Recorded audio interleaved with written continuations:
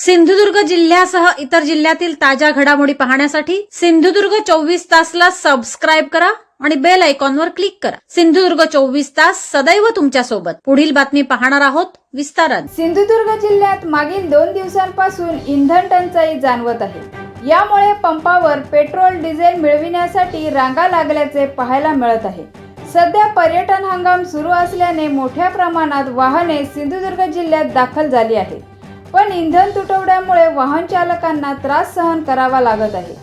जिल्ह्यात सर्वत्र इंधन पुरवठा सुरळीत नसून केवळ सकाळी आणि संध्याकाळी इंधन उपलब्ध होत आहे। त्यामुळे पंपावर रांगा दिसून येत आहेत।